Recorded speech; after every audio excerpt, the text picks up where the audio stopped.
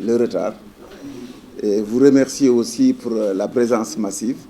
Et ensuite, souhaiter à toutes et à tous un excellent mois de Ramadan avec beaucoup de bénédictions et qu'Allah protège notre pays et nous permette d'aller de l'avant, tous ensemble, dans un environnement de paix, de développement et surtout de quiétude.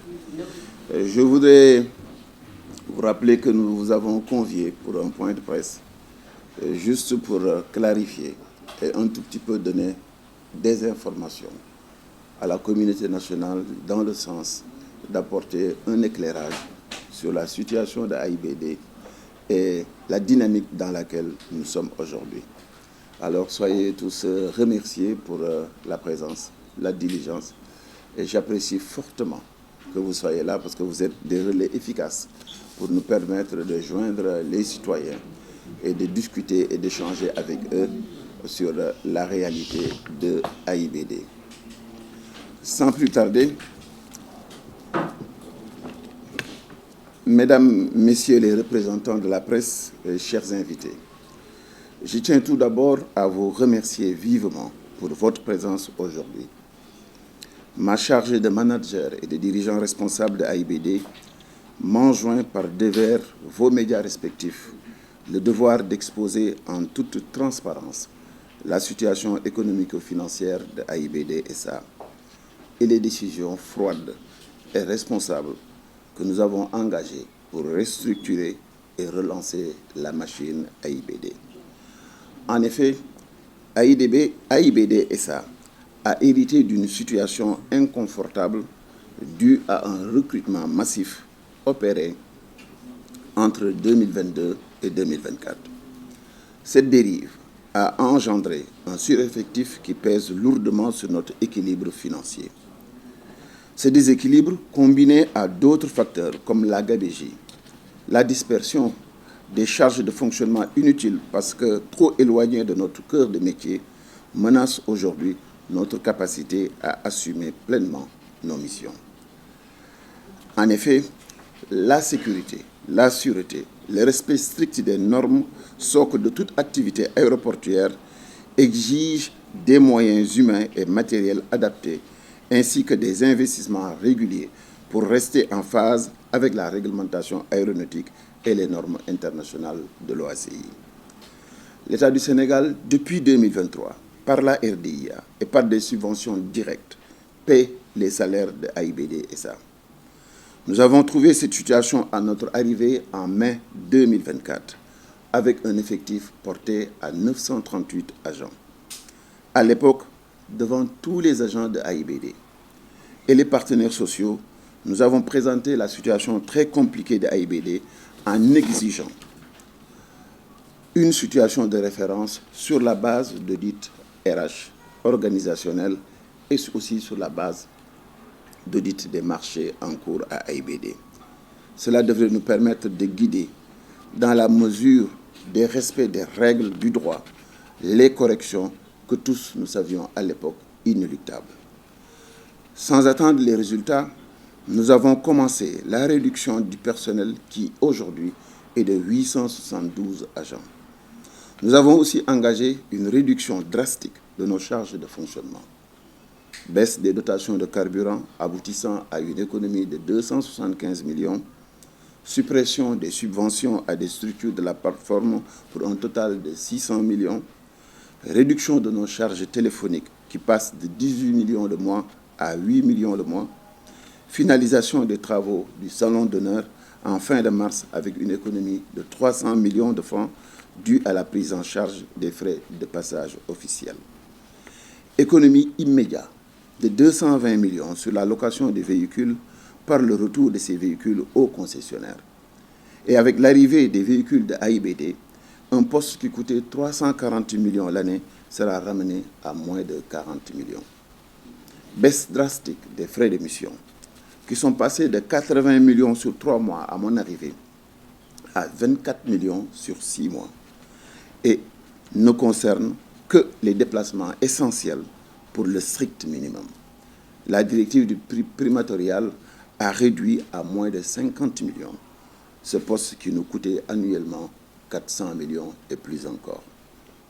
La compression de certains postes budgétaires allant jusqu'à faire des économies de 2,5 milliards de francs. Et enfin, notre budget qui était de 25 milliards en 2024 a été réduit pour être aujourd'hui à 18 milliards. L'effectivité de toutes ces mesures sont malheureusement insuffisantes pour garantir la viabilité de notre structure, d'où la nécessité d'aller vers un plan social pour lequel la Direction générale a requis et obtenu l'autorisation du conseil d'administration de AIBD SA. Le constat est donc sans appel. Pour préserver notre capacité opérationnelle et garantir l'avenir de la société, nous devons procéder à un recentrage de nos effectifs sur nos véritables missions.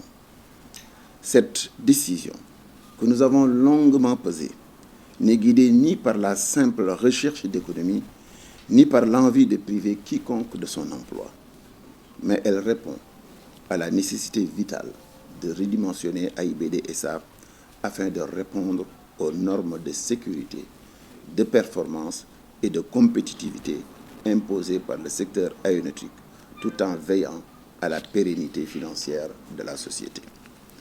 Dans ce cadre, nous avons défini une démarche claire et transparente, en collaboration avec l'ensemble des partenaires sociaux. Nous avons mené aussi un audit interne afin d'identifier avec précision les postes indispensables au bon fonctionnement de nos aéroports. Nous prendrons donc toutes les dispositions nécessaires pour nous assurer que le processus de réduction des effectifs sera mené avec équité, sera mené en toute transparence, sera mené aussi en lien avec les critères objectifs que nous avons établis.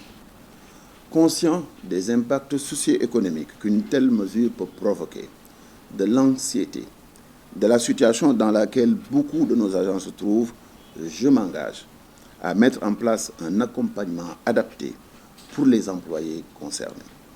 Soutien à la reconversion, indemnité et, dans la mesure du possible, appui à la formation pour une reconversion. Nous prendrons toutes les dispositions idoines et les précautions nécessaires afin de limiter au maximum les conséquences sociales tout en maintenant le cap sur la stabilité et la pérennité de l'entreprise. Nous ne souhaitons plus nous inscrire dans une dynamique de sollicitation permanente de l'appui de l'État comme c'est le cas actuellement. Nous entendons rapidement retrouver notre santé financière pour voler de nos propres ailes. L'urgence pour AIBD est de déployer des solutions innovantes visant à garantir un déploiement soutenu et une autonomie financière le plus rapidement possible. Le système aéroportuaire sénégalais a fini de prouver sa résilience. Cela nous conforte et nous rassure parce qu'elle est forte et capable rapidement de rebondir du fait même de la dynamique du secteur aéroportuaire. Nous avons, avec la RDR, qui a montré sa robustesse puisqu'elle a construit l'aéroport, et aussi avec des partenaires qui, sans alourdir la dette souveraine de l'État, la possibilité, puisqu'ils nous l'ont dit et qu'ils vont nous accompagner, nous avons donc aujourd'hui la possibilité de refinancer la totalité de la dette de AIBD et de prendre en charge le financement de tous les projets du hub aérien. Nous avons aussi la possibilité de déclencher un processus de réalisation de nos projets par ces mêmes biais. Il s'agit ici, avant 2029, de relancer la machine parce qu'un AIBD en pleine forme et un secteur aéroportuaire dynamique et ouvert avec des possibilités de financement, c'est au minimum 10 000 emplois d'ici 2029 que nous pourrons créer sur la plateforme aéroportuaire.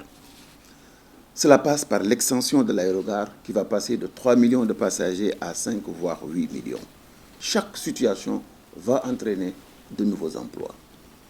De l'aéroville sur 400 hectares, il s'agit ici de développer une nouvelle ville avec des hôtels, des centres commerciaux, des services, un nouvel écosystème qui sera extrêmement propice pour la création d'emplois. Le centre de maintenance aéronautique va permettre à Air Sénégal et à AIBD la possibilité de maintenir les aéronefs de la sous-région ici à Dakar et que cela va consacrer la position préférentielle de Dakar comme hub aérien. Et au-delà de cela, nous entendons élargir le cargo pour aller à plus de 80 000 tonnes de fret annuel. AIBD envisage aussi de mettre en place rapidement un centre médical d'urgence avec un plateau ultra moderne qui pourra au minimum créer 150 emplois sur la plateforme et prendre en charge les besoins financiers de AIBD et de toutes les structures connexes de la plateforme. Toutes ces actions sont des leviers importants pour assurer la relance de l'activité et surtout devenir des pourvoyeurs d'emplois. Et comme toujours, nous sommes fermement résolus et continuons à travailler main dans la main avec toutes les instances concernées. Depuis le début, nous travaillons avec nos syndicats. Avec les représentants du personnel, nous allons élargir jusqu'à toute personne ou tout groupe pertinent qui pourrait apporter son accompagnement dans ce dispositif que nous savons inéluctable et nécessaire pour relancer l'activité économique sur la plateforme. Il s'agit ainsi de développer des solutions qui préservent à la fois l'équilibre économique de AIBD et la dignité de nos agents. Pour conclure, je réaffirme que cette décision s'inscrit dans une volonté de protéger à la fois la viabilité de notre entreprise, la sécurité de nos aéroports et l'avenir du transport aérien. Les sacrifices d'aujourd'hui sont difficiles à accepter puisque l'emploi est une garantie. Mais elles sont indispensables pour nous permettre de bâtir un service aéroportuaire solide et compétitif, apte à répondre aux exigences internationales et à contribuer au rayonnement de notre pays. Très vite, avec rigueur et intelligence, nous allons ensemble redresser AIBD. Elle redeviendra un pilier important de la plateforme, créateur de richesses et pourvoyeur d'emplois durables et cette fois-ci calé sur nos besoins réels. Ce qui semble être perdu aujourd'hui en emploi sera vite retrouvé et amplifié compte tenu même de la dynamique du secteur aéroportuaire. Voici ces quelques points de situation que je voulais partager avec vous et j'engage la direction générale de AIBD à continuer à informer régulièrement l'opinion nationale et à travailler avec l'ensemble de nos partenaires et des partenaires sociaux pour assurer le bon fonctionnement et la pérennité de notre société. Je vous remercie encore une fois de votre écoute et de votre compréhension.